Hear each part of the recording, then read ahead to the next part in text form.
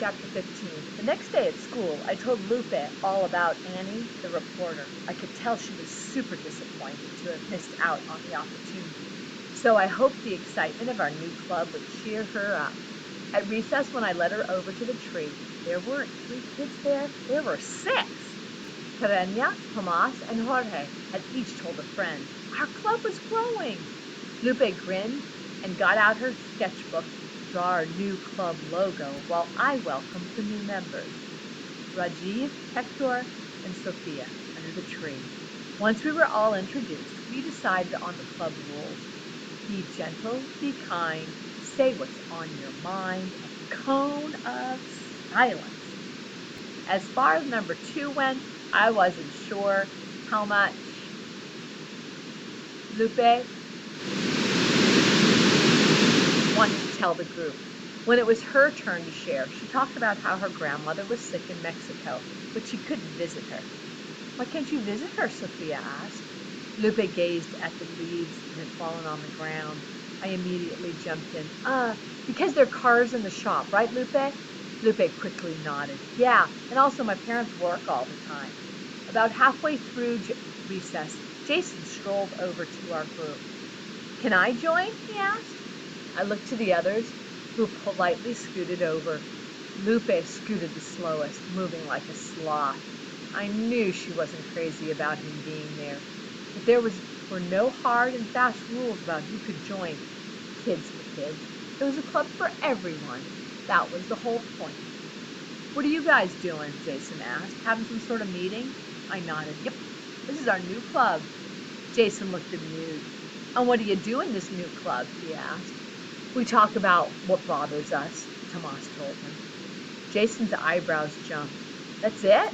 We nodded. Seriously? Lupe crossed her arms. If you're going to mock it, Jason held up his hand. No, I'm not, I promise, he said. We looked at him. I could tell we were all trying to decide if he meant it. As if to prove that he did, Jason said, all right, you want to know what bothers me? We nodded. Mia here walked out on dinner at my house the other day. That was so not my fault, I protested. It still hurt, he shot back. Lupe jumped in. She didn't feel like staying. What's so important to you anyhow? Why is it so important to you anyway? Everything got quiet and I cringed. Don't say you like me again. I peeked at Jason. Sweat beads lined up on his forehead. Finally he blurted, because I'm having a hard time at school, okay? I kind of needed, a friend. My head jolted up in surprise. He never mentioned anything about him having a hard time at school. Everyone in my class makes fun of me. He wrapped his arms around his middle to hide his body. They call me a Chinese doughboy, Jason muttered, or a dumpling. Get it? Like dumpling, but dumb. When Jason said that, I felt my skin boil, as if they'd said that to me. Anger shot through my body, painful, stiff anger that I could feel all the way to my hot fingertips. I instantly felt bad for walking out on him at dinner. We took turns telling Jason how sorry we were and how he shouldn't listen to those kids for even a second. When the recess bell rang, I lingered at the tree until everyone else left so I could talk to him alone. Hey, he said, I'm sorry I left your dinner the other day. Jason nodded but didn't say anything, so I went on. Maybe we can do it another time. Do you want to come over to the motel? He gazed up at the sunspots peeking through the leaves. I don't know. You don't have to check anyone in, I promise. Maybe you can show me how to cook. Jason's face brightened. I'd like that. But shouldn't we do that at my house? I smiled, slightly amused. We have pots and pans at the motel too, you know.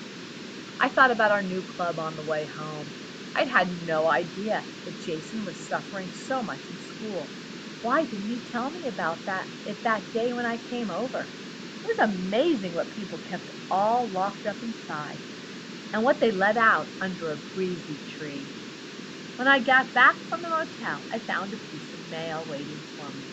It was a letter from my cousin Chen.